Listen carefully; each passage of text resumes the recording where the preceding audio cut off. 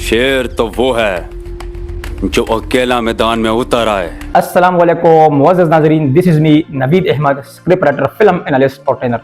आप लोग क्या समझते हैं कि पाकिस्तानी सिनेमा और फिल्म इंडस्ट्री को सबसे ज़्यादा क्या चीज़ नुकसान पहुंचा रही है? कम बजट, अदाकारी या डायरेक्शन वगैरह? ये सारे अनासर या आवामिल इस नुकसान में बराबर के शरीक हैं, लेकिन दो किरदार ऐसे हैं जो पाकिस्तानी सिनेमा को बहुत ज़्यादा कमज़ोर कर रहे हैं। वो दो किरदार कौन से हो सकते हैं, इसके बारे में हम वीडियो के आखिर में बात करेंगे। तो लिहाजा वीडियो को स्किप ना करें, वीडियो के आखिर तक हमारे साथ रहें ताकि आपको पता चल सके कि हमारी पाकिस्तानी सिनेमा या फिल्म इंडस्ट्री किन किन मुश्किलात से दोचार है। सबसे पहले कि हमारे तनकीद का मकसद हरगिज़ किसी की दिल आज़ारी करना मकसूद नहीं है। हम ये चाहते हैं कि पाकिस्तान की सिनेमा या फिल्म इंडस्ट्री तरक्की करे, इसकी फिल्में मयारी हो, गलतियों से पाक हो, लॉजिक और ज़मीनी हक़ाइक़ के मुताबिक या उसके करीब रहो। दूसरी चीज़, बहुत से भाई ये इतराज़ कर रहे हैं कि ये पुराने एक्शन सीन्स आप दिखा रहे हैं। जनाब, मसला पुराने या नए एक्शन सीन्स का नहीं है, मसला ये है लॉजिक और ज़मीनी हक़ाइक़, हकीकत पसंदी किधर है, मयार किधर है, चाहे वो पुराने एक्शन सीन्स हो या नए एक्शन सीन्स हो। जी तो मुअज़्ज़ज़ नाज़रीन, वीडियो में आगे बढ़ते हैं और आपको दिखाते हैं पहला क्लिप।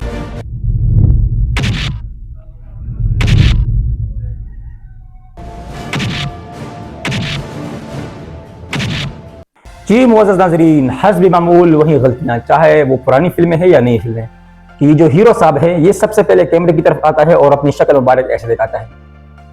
ये एक कॉमन गलती है जो हर फिल्म के अंदर होती है। और सबसे बड़ी बात, ये जो हीरो साहब है, आप अगर मूंछें भी नहीं रख सकते फिल्म के लिए तो फिर आप ये फिल्म बना किस लिए रहे हैं? या तो आप मूंछें ना रखें, अगर आपने रखनी है तो ये प्लास्टिक वाली चीज़ ना दिखाएं, असली चीज़ें दिखाएं और मूंछें रख ले। इधर भी दुश्मन बारी बारी आ रहा है और मार खा के वापस जा रहा है, सब के सब इकट्ठे क्यों नहीं आ रहे? यही वजह है। लिहाजा जनाब, ये फिल्म नहीं, ये कार्टून है। ना इनकी कोई प्रोफेशनल ट्रेनिंग है, ना वीएफएक्स है, ना डायरेक्शन है, ना कहानी है, ना स्क्रिप्ट है, सिर्फ फिशिंग हाई हुई। तो जनाब, यही है वो बुनियादी गलतियां, खामियां, कमजोरियां जिसकी वजह से पाकिस्तानी सिनेमा बहुत कमजोर हो चुका है। क्योंकि हमारे ज़्यादातर वो स्क्रिप्ट राइटर्स जो बांस के डंडे के ऊपर बैठ के स्क्रिप्ट लिखते हैं, इंतहाई माज़रत के साथ, क्योंकि मैं खुद एक स्क्रिप्ट राइटर हूँ, वो ये समझते हैं, और हमारे जो प्रोड्यूसर साहिबान हैं जो सिर्फ कारोबार करते हैं, वो ये समझते हैं कि एक्शन सीन का मतलब सिर्फ और सिर्फ मारदार, लड़ाई झगड़ा और फायरिंग करना होता है। हालांकि हकीकत इसके बिल्कुल बरक्स है। हर लड़ाई, मुक्के या वार के पीछे एक लॉजिक, ठोस वजह और हकीकत पसंदी होती है। अगर आपकी फिल्म या एक्शन सीन के अंदर ये चीज़ें नहीं हैं तो फिर कार्टून में और आपकी फिल्म में क्या फ़र्क रह जाता है? कार्टून के अंदर सबसे बेहतरीन फाइट होती है, मारदार और फायरिंग होती है, लेकिन उसकी कोई वजह नहीं होती, लॉजिक या हकीकत पसंदी नहीं होती। तो जनाब, फिर आप मुझे ये बताएं, अगर आप अपनी फिल्म से ये सारी चीज़ें हटा देंगे तो आपकी फिल्म के अंदर और कार्टून के अंदर कौन सा फ़र्क रह जाता है? कोई फ़र्क नहीं रहता। यही है वो बुनियादी गलती जो स्क्रिप्ट राइटर्स और प्रोड्यूसर से बार बार होती है।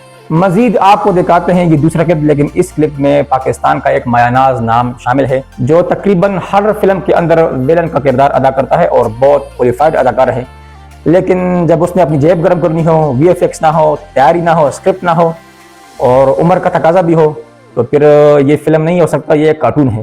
तो मुलाहिजा कीजिए ये वाला क्लिप।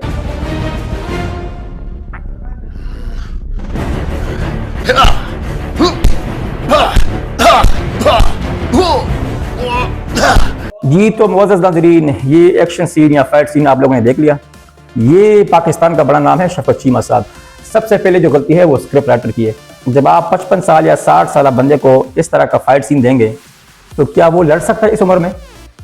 ना आपके पास वीएफएक्स है, सीजीआई है, ना थर्मोग्राफिक है। आप हॉलीवुड और बॉलीवुड की कॉपी ना करें जनाब, उनके पास ये सारी चीज़ें हैं।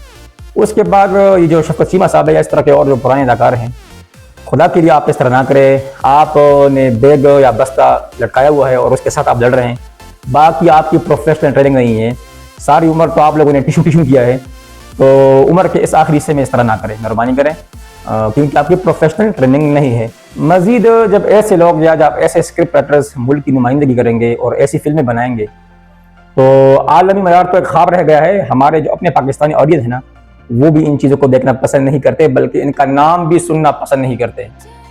यही है वो बुनियादी गलती जो बार बार होती है। जब ऐसी चीज़ें हमारे पाकिस्तानी व्यूअर्स देखते हैं ना, तो चंद लम्हों के अंदर उनका एतमाद फिल्म से उठ जाता है, क्योंकि वो उन चीज़ों को देखना चाहते हैं जो मयारी हो, जो लॉजिक और ज़मीनी हक़ाइक़ के मुताबिक हो या उसके करीब तर हो। इस तरह के कार्टून वो हरगिज़ देखना पसंद नहीं करते। तो जनाब दरख्वास्त तो यही है जितने भी सीनियर अदाकार हैं पाकिस्तान से कि अपनी उम्र के हिसाब से चीज़ें बनाएं। इस तरह की चीज़ें आप जब बनाएंगे ना तो ये कार्टून बन जाती है और इससे आपकी जो अपनी रेपुटेशन है ना वो बहुत ज़्यादा ख़राब होती है। मज़ीद आपको जो अगला सीन दिखाने वाले हैं तो सबसे पहली बात तो यह कि आपने फिर हंसना नहीं है, और दूसरी बात यह है कि अगर आपको दिल का दौरा पड़ गया, आप डर गए, तो वो आपकी अपनी जिम्मेदारी होगी, हमारी कोई जिम्मेदारी नहीं होगी। तो मुलाहिजा कीजिए ये वाला नमूना।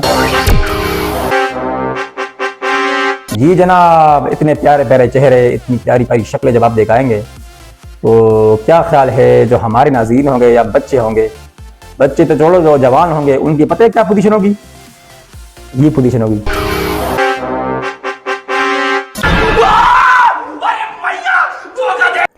ये कार्टून आपने देख लिया, यही वो गलती। और जो पुराने अदाकार हैं, सीनियर अदाकार हैं, नामी गिरामी अदाकार हैं, जिसके नखरे और शशके ख़त्म नहीं होते, उनके अंदर भी यही मसला है कि अपनी शक्ल मुबारक जनाब कैमरे की तरफ आप ना देखें। कैमरामैन को चाहिए कि आपका जो एक्शन है, आपका स्टाइल है, वो दुनिया को दिखाए, ना कि आप अपनी शक्ल मुबारक कैमरे में लोगों को दिखाएं।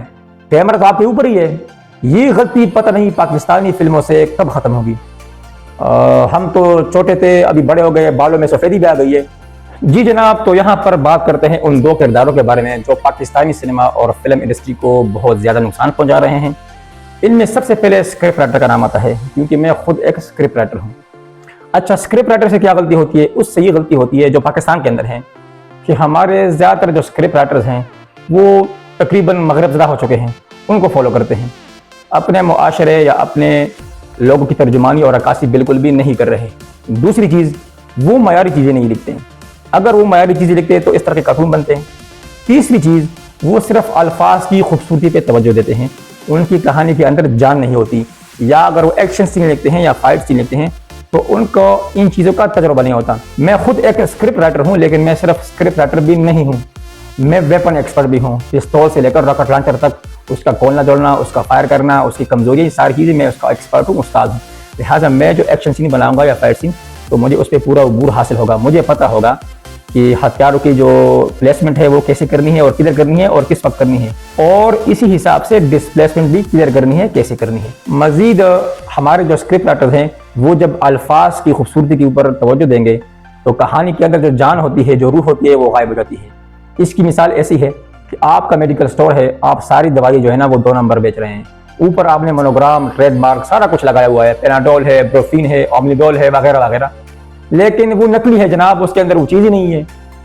दूसरे अल्फाज में, अगर आप शराब की बोतल उठाएं और उसके ऊपर आप रूह अफ़ज़ा या जामी शीरी लिख दें, तो क्या वो शराब की जो कैफियत है या बज़ाते खुद जो शराब है वो बदल सकती है, तब्दील हो सकती है? हरगिज़ नहीं। यही मिसाल स्क्रिप्ट राइटर्स की है। एक और मिसाल देता हूँ, अगर आप मशरूब बेच रहे हैं और उस मशरूब के ऊपर आपने ये लिखा हुआ है कि इस मशरूब के अंदर सारे फलों का रस मौजूद है, लेकिन अंदर सिर्फ चीनी का शरबत है, लाल शरबत है, तो क्या ख्याल है उस शरबत का या उस मशरूब का कोई असर होगा, उसका वो जायका होगा? जो चीज़ें आपने इसके ऊपर लिखी है जनाब, सिर्फ लिखाई नहीं होती, लिखाई जो आप लिख रहे हैं ना वो चीज़ अंदर होनी चाहिए। यही वो गलती है जो स्क्रिप्ट राइटर करते हैं। दवाई की मिसाल है, इस तरह गोली की मिसाल है। आप गोली तो मरीज को दे रहे हैं या दवाई दे रहे हैं, लेकिन उस दवाई या गोली के अंदर वो चीज़ नहीं है, वो असर नहीं है, तो आप क्या कहते हैं कि वो मरीज ठीक हो जाएगा या उसकी जान बच सकती है? हरगिज़ नहीं। यही गलती हर स्क्रिप्ट राइटर तकरीबन बार बार करता है। इसी तरह इसी सिलसिले में दूसरा नाम प्रोड्यूसर का आता है। ज़्यादातर प्रोड्यूसर वो इस तरह करते हैं कि हमारे पास वक्त नहीं है, मैं आपको सिर्फ 5 मिनट दूंगा। तो आप खुद ज़रा अंदाज़ा करें कि आपने कोई कारोबार करना है तो 5 मिनट के अंदर आप ये फैसला कर सकते हैं कि मैंने इतना बड़ा कारोबार शुरू करना है या किसी चीज़ की रिप्रेजेंटेशन करनी है, उसको पेश करना है, और उसके ऊपर आप करोड़ रुपये खर्च करें, इन्वेस्ट करें? कभी भी नहीं हो सकता। अगर आपके पास सिर्फ और सिर्फ 5 मिनट है जो प्रोड्यूसर साहिबान हैं, तो जनाब फिर आप अपने दफ्तर में किस लिए बैठे हुए हैं? मेरे हिसाब से जो प्रोड्यूसर साहिबान हैं उनको चाहिए कि वो स्क्रिप्ट राइटर्स को जो उनके पास आता है, अपनी कहानी पेश करता है, कम से कम उसको 20 से लेकर 25 मिनट लाजमी दें, ताकि आप उसको पढ़ें, उसको देखें कि उसकी कहानी के अंदर लॉजिक है, ज़मीनी हक़ाइक़ है, हकीकत पसंदी है, मयार है कि नहीं है, जान है कि नहीं है, या सिर्फ अल्फाज की खूबसूरती है। यही से वो बुनियाद डलनी शुरू होती है जब हमारे प्रोड्यूसर साहिबान सिर्फ ये देखते हैं कि अल्फाज की खूबसूरती है, स्क्रीन प्ले बेहतरीन अंदाज में लिखी हुई है, flashback, flash forward, cut to, smash to cut, ये सारी चीज़ें जो एक स्क्रिप्ट के अंदर होती है ऑफिशियली। ठीक है जी, ये सारी चीज़ें लिखी हुई है, ये सारी चीज़ें तो लिखी हुई है, लेकिन इस लिखाई के अंदर क्या वो जान मौजूद है? मैंने आपको जो मिसाल दी थी गोली की दवाई की, क्या उसके अंदर ये सारे अज्जा मौजूद हैं? मशरूब के अंदर, गोली के अंदर, या दवाई के अंदर, या आप शराब की बोतल के ऊपर रूह अफ़ज़ा लिख दें। तो कहने का मकसद ये है कि क्या इस कहानी के अंदर जान है, वो तासीर है, उसको वो तजुर्बा हासिल है? कोई नहीं।